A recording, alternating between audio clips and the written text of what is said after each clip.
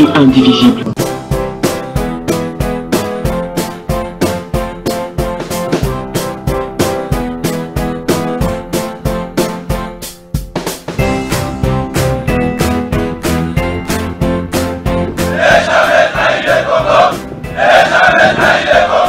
La RDC est une et indivisible. Et la population de tout le monde, c'est qu'il faut tout arrêter pour faire face à cette situation. Et que nous ferons de cette terre richement bénie un réel havre de paix, de prospérité et de progrès social.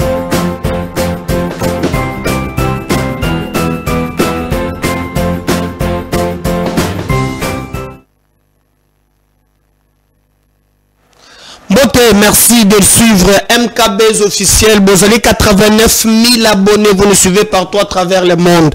Merci la bande de Kognonso. Bazali Kolanda Biso Pe Kokomela Biso. Merci pour nos reproches. Merci aussi pour nos remarques. Alors, Mikolo Nazana Lissé Mokozolo Batuyato Pimana. Tobigela Mototo Amolo Itab. Tokengepe to Telemato Benga. Munzoto Alikolo Njima Biso.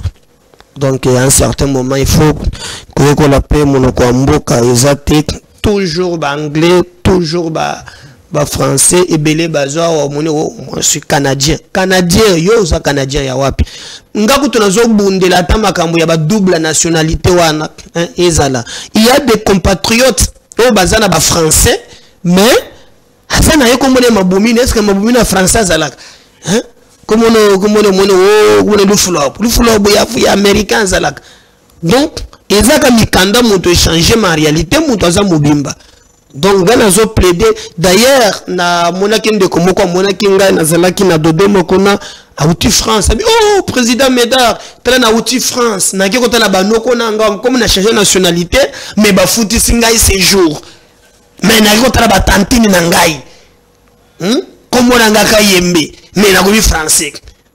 Alors comprendre que Makambongo est un peu très compliqué, il faut toujours même matin on a France yo ko sabana monoko mbuka la kisakabana superficie bon Congo pesa mboga bioma parce que identité pesa la kate kibudi donge ozawana carte d'identité faisant d'office ezala ga fils ya carte de lecteur yango de carte d'identité mbonge bimaki toujours ta identité baliango wezanga te we buntuno so we abwakele moninga soko tozo identité te ma réalité on pouvait faire une carte d'identité qui pouvait nous définir.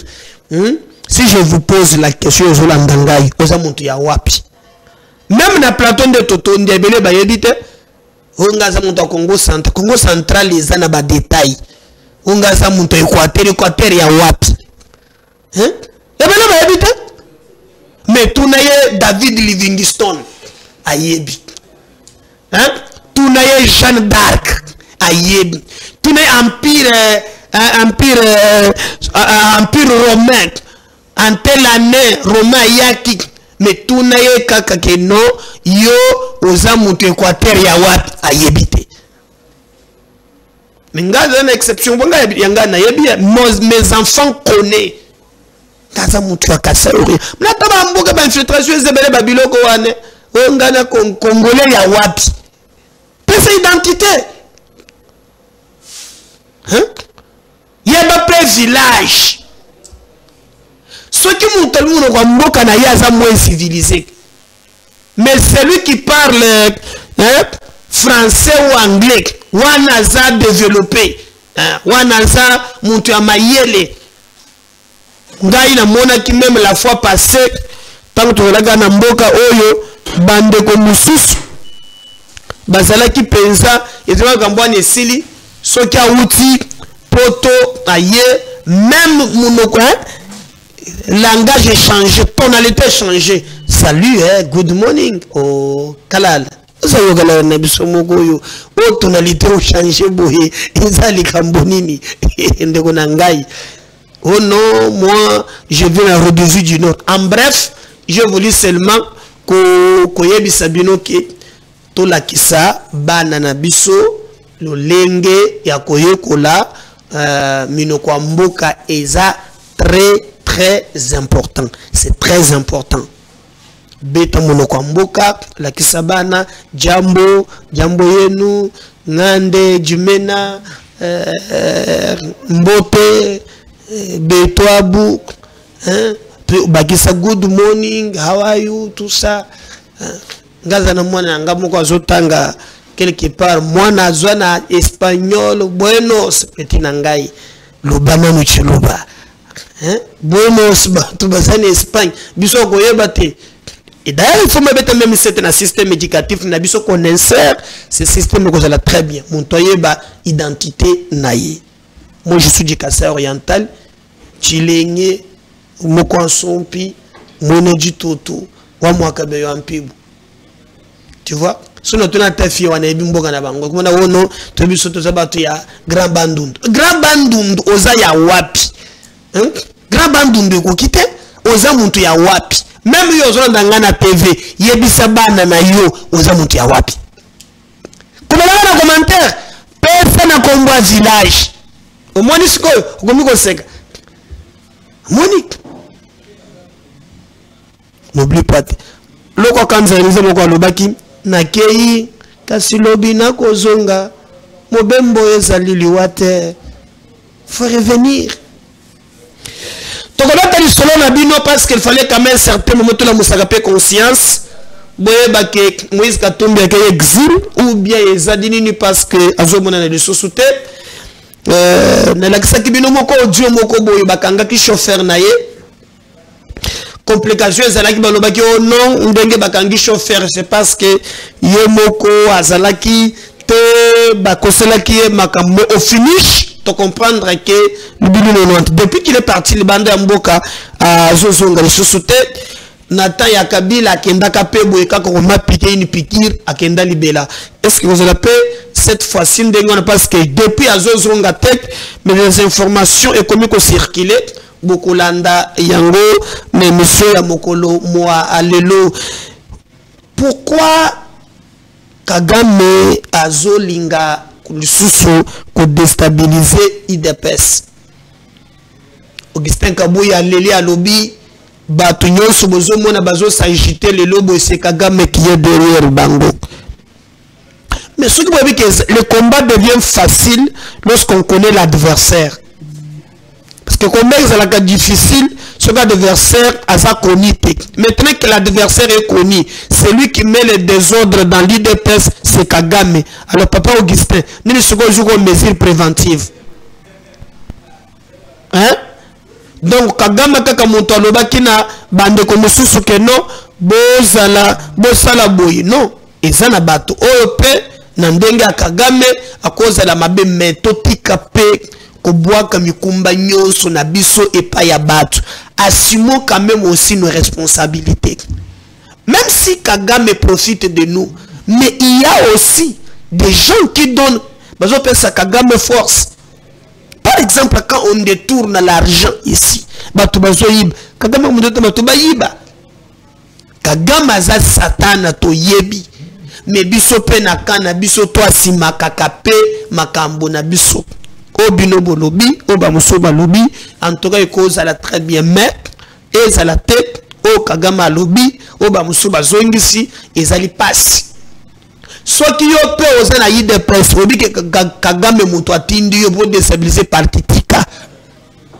Pourquoi Kagame a déstabilisé parti selon Ndeto Yoki Augustin Kabuya, Kagame a déstabilisé parti na objectif moko po Kagame ya zolinga atika la kana pouvoir Fatia kende avant. Mais pour nous Fatia ko kende te po na Kagame, Fatia ko kende na pouvoir parce que constitution na biso est réglé makamwana. Est-ce que nous on dépend de Kagame?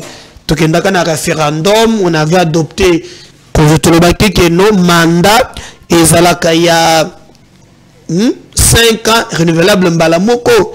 Moi je vois pas comment Kagame c'est un démon parce que de l'autre côté il est en train d'endeuiller mboka na biso. Donc là je peux comprendre mais sort il y a ba mandat na biso ezana maboko ya Kagame te, c'est le peuple qui décide que non to pression 5 ans renouveler Ngombala Moko l'article 220. D'ailleurs, je suis en train d'étudier l'article 220, parce que cet article-là en soi aussi, c'est une défaillance belée. Beaucoup moins que l'article 220 est venu protéger l'article Moussous. Si vous regardez très bien, l'article 220 protège l'article 70 qui parle le nombre de durées à mandat. L'article 220 est pour protéger droit syndical. L'article 220 est pour protéger pouvoir et indépendance judiciaire, bien que Kabila Yemoko a fait touché qui en 2011. Donc l'article 220 met en lui, en soi, pour se protéger, il ne protège que l'article Moussous. Peut-être que bon, pour débat et révision constitutionnelle, ne peut pas revenir sur ça, mais il y a quand même un débat ouvert dans les Wana, Ndenge, Makambo, Mazaleli. Donc, moi, je pense, à mon humble avis, que Kagame a coquille comme ça la manœuvre, mais Bissomogoto, ça s'y m'a capé. On dit que ce Kagame a zali makasi, et ça le koso ya ba Congolais, balingi mbongo. Balingi lokumo, balingi kotonga bandaku, balingi mabuminene, okomona ngana mona soda moko, azo sombatak, 100 bouteilles ya champagne. Tala ba mbongo bimisaka ba 500 aou, akozongo biso kite, ateki manduki, alors Kagame akoza la mabe, mais ce qui biso pe, tokomi peuple oyo, tozana bolingo ya mboka. Ce qu'on appelle les sursauts patriotiques. Nous avons été comme Kagame à Kobanda Kocha Biso à genoux. Mais dès lors que Biso Moko toza le koso, Biso Moko toza mabe, et Kagame s'est développé à nous ce que nous aimons pour trahir. Comment soda ko trahir Mboka naye? Ko prendre ba police ba yiba kambongo. Ozo ndira ba kate musisa ya mawa. Azo fungola miso, azo yiba samawa. Ça c'est pas Kagame. Mais, ndenge Augustin s'est à découvrir, il a déstabilisé l'IDPS, en tout cas, Kagame est allé. TV radio. Augustin, déjà, devant la partie Ming, c'est là où Nani à cause à la base de Nayango. Hein? Aka combien? 50 ou bien 47? 47. Le ballon de Batubayo. Qui est à la base? Il y a des ordres de Zomonagon. Tolandanon. Nous tous, nous sommes derrière les chefs de l'État. Tous les désordres que vous voyez ici, aujourd'hui dans les partis, même les Rwandais est derrière ces désordres ici. Je vous dis que même les Rwandais sont derrière. Vous savez pourquoi? Kagame ne dort pas. Il veut à tout prix voir Félix Tshisekedi quitter le pouvoir et que lui reste. Ça ne se fera jamais.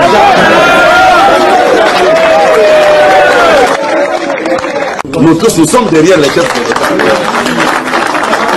Tous les désordres que vous voyez ici, aujourd'hui dans les partis, même les Rwandais est derrière ces désordres ici. Je vous dis que même les Rwandais sont derrière. Vous savez pourquoi?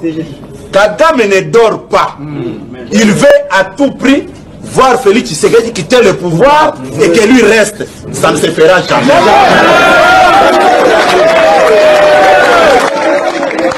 Nous tous, nous sommes derrière les chefs de l'État.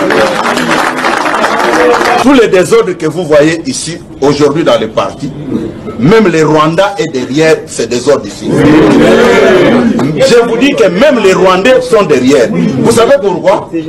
Kagame ne dort pas. Il veut à tout prix voir Félix Tshisekedi quitter le pouvoir et que lui reste. Ça ne se fera jamais.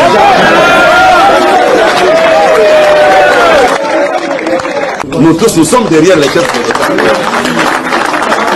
Tous les désordres que vous voyez ici, aujourd'hui dans les partis, même les Rwandais est derrière ces désordres ici. Je vous dis que même les Rwandais sont derrière. Vous savez pourquoi? Kagame ne dort pas. Il veut à tout prix voir Félix Tshisekedi quitter le pouvoir et que lui reste. Ça ne se fera jamais.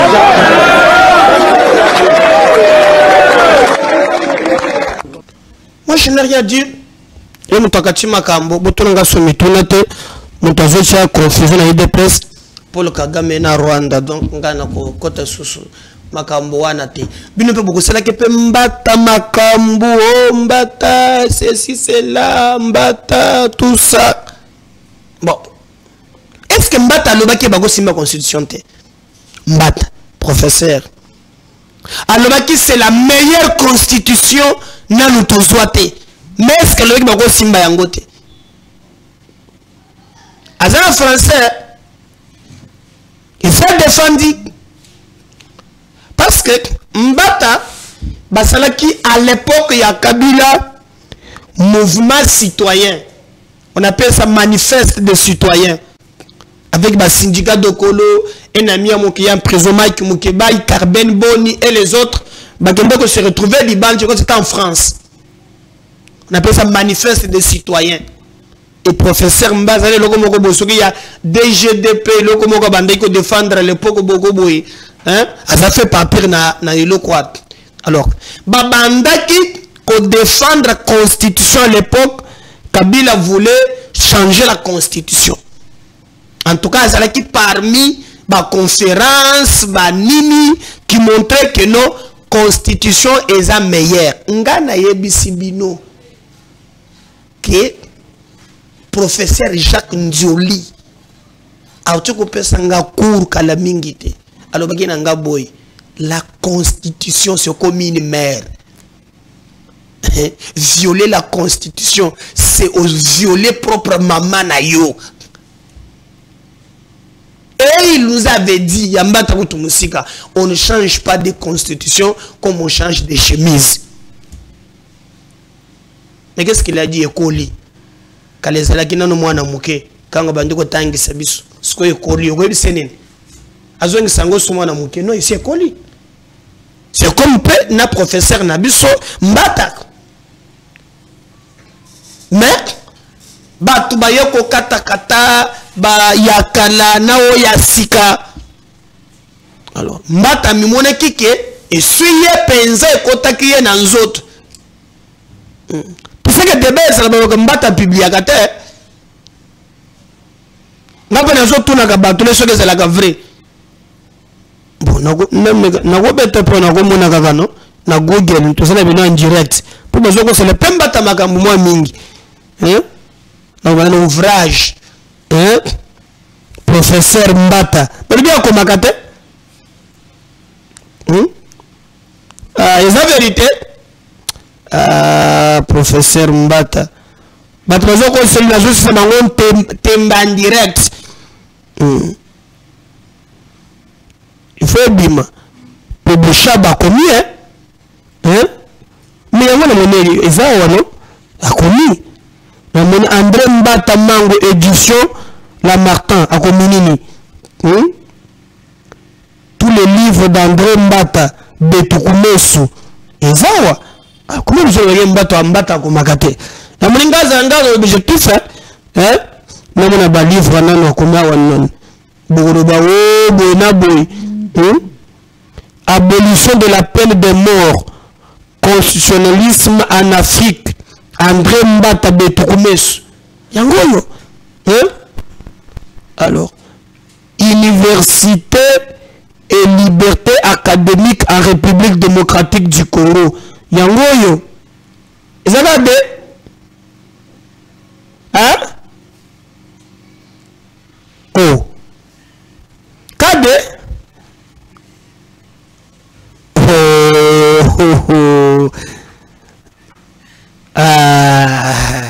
Ou bien si tu es au Sangaï. D. Quand on se mis à l'université, liberté académique. Il y a bien ça, abolition de la peine de mort et constitutionnalisme en Afrique. Ça quand même bien. Hein? Bon, ce qui est un ouvrage, je me soutiens de l'anga pour na monega D.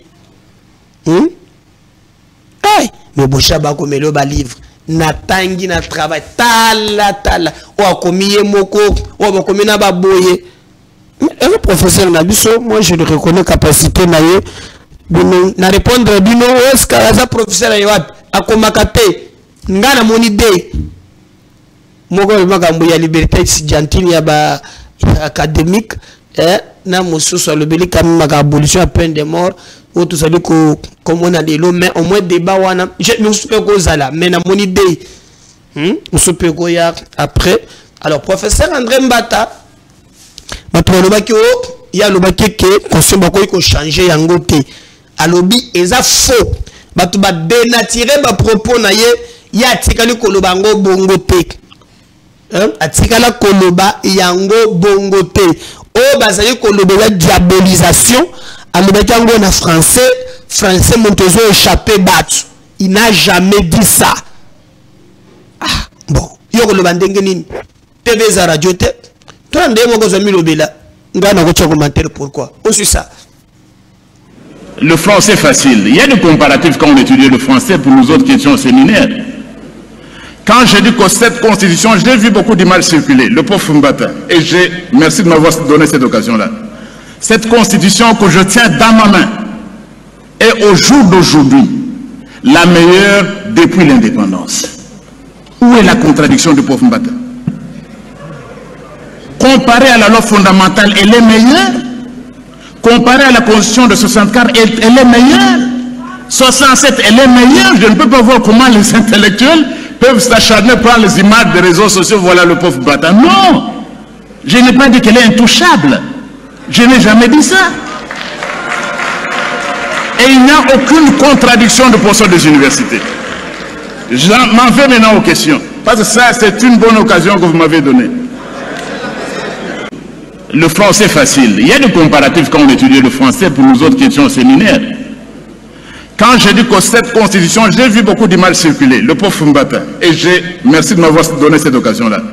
Cette constitution que je tiens dans ma main est au jour d'aujourd'hui la meilleure depuis l'indépendance. Où est la contradiction du pauvre Mbata? Comparée à la loi fondamentale, elle est meilleure. Comparée à la constitution de 64, elle est meilleure. 67, elle est meilleure. Je ne peux pas voir comment les intellectuels peuvent s'acharner par les images des réseaux sociaux. Voilà le pauvre Mbata. Non, je n'ai pas dit qu'elle est intouchable. Je n'ai jamais dit ça. Et il n'y a aucune contradiction de position des universités. Je m'en vais maintenant aux questions. Parce que ça, c'est une bonne occasion que vous m'avez donnée. Le français facile. Il y a des comparatifs quand on étudie le français pour nous autres qui étions au séminaire. Quand j'ai dit que cette constitution, j'ai vu beaucoup d'images circuler, le pauvre Mbata, et merci de m'avoir donné cette occasion-là. Cette constitution que je tiens dans ma main est au jour d'aujourd'hui la meilleure depuis l'indépendance. Où est la contradiction du pauvre Mbata?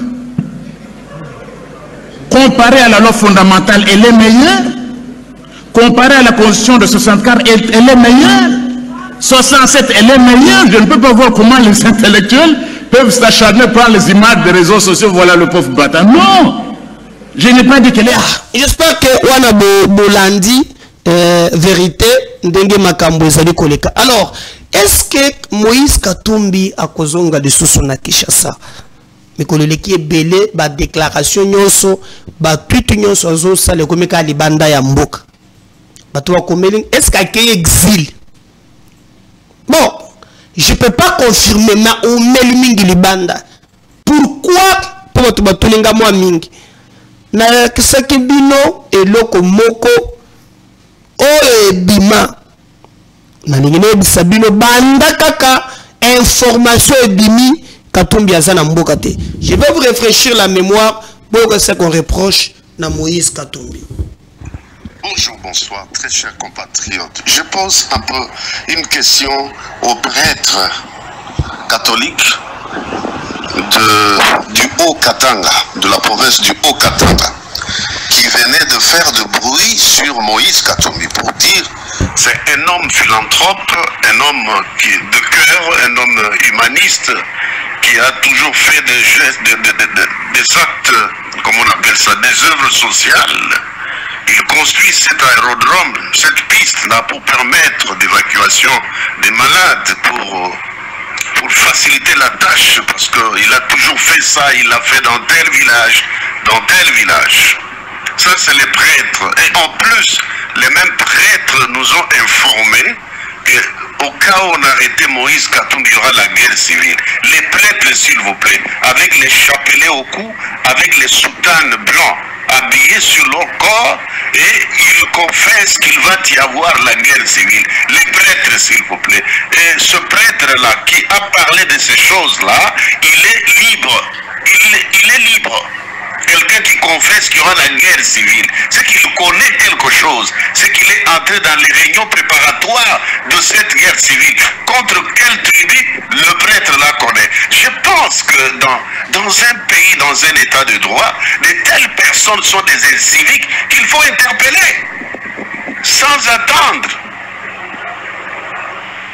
Ça, c'est la première chose. La deuxième chose, je pose maintenant la question à ces prêtres-là. Comment il peut nous expliquer que le chauffeur de Katumbi, que vous étiez en train de réclamer, on a arrêté son chauffeur, on a enlevé son chauffeur, on a enlevé son chauffeur. Maintenant, son chauffeur a fait des révélations graves. Et celui qui a guidé les services allait découvrir les caches d'armes dans plusieurs fermes de Moïse Katumbi. Maintenant, les prêtres qui connaissent bien le but de la guerre civile et le but qui réclamait la libération de son chauffeur, peuvent-ils nous dire comment ces armes sont arrivées dans les fermes de Katumbi, enterrées? Est-ce que vous allez nous dire qu'on a pris ces armes? Non, non. On n'a pas menti pour venir déposer les armes là-bas. On les déterre, ça sort de la terre, dans la ferme. Et c'est le chauffeur, pour coopérer avec la justice, qui a amené les services. Vous voyez ce que je disais il y a quelque temps, que les catholiques ont toujours été des traîtres, des criminels. Ces gens qui portent la croix, une grosse croix sur l'épaule, mais incapables de manifester les valeurs spirituelles de celui qui est propriétaire de la croix de Golgotha, Jésus-Christ. Ces prêtres-là, des hypocrites, ils aiment être salués dans la place publique, Père, Père, Père, mais des criminels, des assassins, des nègres de service. Comment ces gens-là, avec les soutanes blancs, peuvent comploter avec l'Occident pour faire des sales besognes dans un pays? Et c'est eux, les instigateurs du tribalisme au Congo, depuis l'époque. Parce que c'est Léopold II qui avait dit aux missionnaires, là, blancs, que, attention, une telle tribu, j'ai le rapport de telle tribu-là, qui, eux, n'obtempèrent pas toutes les lois que nous leur imposons. Maintenant, les prêtres ont vu ça comme évangile. Nous allons chasser toute l'église catholique dans l'espace Grand Kassai. Parce que vous n'aimez pas ces gens-là. Vous confessez clairement, devant le micro et les caméras, qu'il y aura guerre civile. Guerre civile de quelle tribu contre quelle tribu? Quelle communauté contre quelle communauté? Et pour quelle raison? Katumbi, c'est un citoyen congolais comme vous nous l'avez présenté, tel que vous nous aviez présenté Joseph Kabila. Kabila, Mwana ya Moussé Kabila, Mutoto wa Moussé Kabila. Maintenant, Katumbi, c'est votre enfant. Mais votre enfant là, sa mère est de la Zambie, son père est grec, italien, juif, je ne sais pas quoi encore. Et maintenant, ce monsieur, en flagrance de lit, on l'a attrapé en train de réparer ou de construire une piste sans autorisation. Mais là, vous vous dites que si on l'arrête, on va donc, il y aura la guerre civile. La guerre civile contre qui? Est-ce que ça c'est un problème d'une communauté contre une autre? Ou bien c'est un homme en contradiction avec la loi du pays? Maintenant, vous les prêtres, la catholique, les prêtres catholiques, vous nous dites qu'il y aura la guerre civile. Pourquoi il y aura la guerre civile? Parce qu'un homme est attrapé en train de construire une piste, maintenant qu'on a retrouvé les armes. Ça veut dire que vous êtes dans le complot. Les prêtres catholiques, les abbés, les monseigneurs, tous ces cardinals, des trucs là, ce sont des traîtres. Et si moi j'étais au sommet du pays, j'ordonnerais au ministère de tutelle de retirer la licence d'exploitation, la licence qui permet à l'église catholique de fonctionner sur le territoire national congolais, jusqu'à la nouvelle ordre, jusqu'à ce qu'ils nous redéfinissent un peu leur mission, qu'ils nous montrent clairement qu'est-ce qu'ils sont venus faire au Congo. Ils ne soutiennent pas Katumbi parce qu'ils aiment Katumbi bien à cause de l'argent, non, mais c'est parce que Katumbi est le candidat de l'Occident. Voilà. C'est ce que j'allais dire. Aidez-moi s'il vous plaît. Aidez-moi à partager ce message. Aidez-moi à envoyer ce message même chez les prêtres catholiques. Et moi je n'aime pas les autres Congolais, les autres compatriotes qui disent que non, c'est pas tous les prêtres, parce qu'il y a d'autres prêtres qui ne veulent pas ça, qui ne sont pas impliqués dans ça. Non, mais ils sont là catholiques. Parce que d'après moi, lorsque une église devient comme ça, on doit quitter cette église-là. Il faut quitter l'église. Il faut montrer sa position. Où est le prêtre qui a toujours fait le bruit en Bujimaï là? Si c'est Blaise Kandala. C'est le moment de parler maintenant. Et donc, tout le monde sait que c'est le mode opératoire des Occidentaux. C'est leur système de jeu. Lorsqu'on veut vous déstabiliser, on doit vous déconnecter avec votre peuple. Parce que le peuple, c'est la bombe atomique, plus même que tout ça, pour les Occidentaux. Quand le peuple se rebelle, imaginez-vous du peuple de Burkina Faso. Ah oui. Alors maintenant, qu'est-ce qu'il faut faire? Il faut révolter le peuple. C'est ce que Ambongo est en train de faire. C'est ce qui a été fait en Haïti. C'est pas du nouveau ça. J'ai dit ça à maintes reprises, qu'il faut retirer licence à catholique, va agir les sous dans Mboka Congo. Bazongi Sabango à Rome, comme ça papa ya ko définisse biso musala que l'église catholique est anine. Pour total si musala wana bango ya ko définir biso et koko ça possible na Congo, mais il faut qu'on ferme l'église wana. Mais au comment na bazo sala bango ba allégeance. Ndenge na ni mokonzi moko. Il y a eu de paix, ça va non, nous, on voulait savoir chez nos apostoliques, est-ce que c'est la position de l'église catholique, ce que Ambongo dit, est-ce que vous n'allez plus aller chez nos apostoliques ou bien chez le pape d'abord, mais d'abord le monsieur Ambongo, c'est un Congolais, un citoyen congolais qui fait des déclarations incendiaires. Il faut le traiter comme un tel. Parce que nul n'est au-dessus de la loi. Vous nous donnez l'impression que les catholiques sont au-dessus de la loi. Mais si c'était un pasteur des églises de réveil ou pentecôtiste ou les autres, il serait aux arrêts. On allait même suspendre l'église. Quand Moutamba a pris des mesures pour les églises comme ça, tout le monde a dit Amen. Allez-y de l'avant, allez-y de l'avant. Vous avez encouragé le ministre. Maintenant qu'il s'agit de l'église catholique, allez, dites, encouragez encore qu'on suspende un peu la licence. Il y a l'église catholique, donc le peuple lui-même est complice de ses malheurs. Lorsque vous êtes complice à vos malheurs, pourquoi pleurer? Assumez. Combien de fois je vous ai dit quittez les églises catholiques et protestantes? Il faut les quitter. Ces gens qui alimentent le tribalisme, le séparatisme.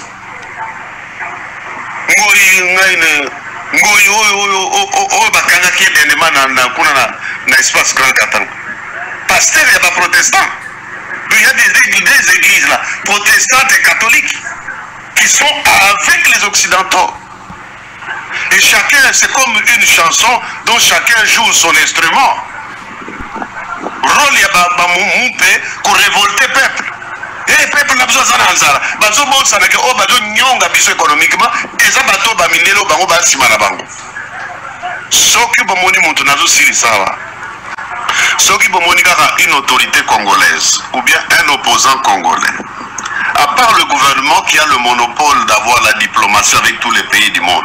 Mais Bomonika est un opposant congolais, un citoyen congolais qui coopère avec les bourreaux, qui coopère bien avec les gens qui nous maltraitent. C'est un traître. Voilà, je crois que Binomoko Bolandi, Natiki Eza, moi, Tamulaï Bolanda Yango, pourquoi Botuna Kiga Mituna ya Moïse Katumbi Kazali exil banda révélation et salami bili nono anta azalaka sote azalaka sote souple noé moyi azalaka te est-ce que kozonga na kocha commentaire te boyoki azwa numéro mususu bo partager lien bo s'abonner massivement si le Seigneur ne revenait pas. En tout cas, Tozo Zongela Bino pour te mettre sur la deuxième émission. Merci. Bye.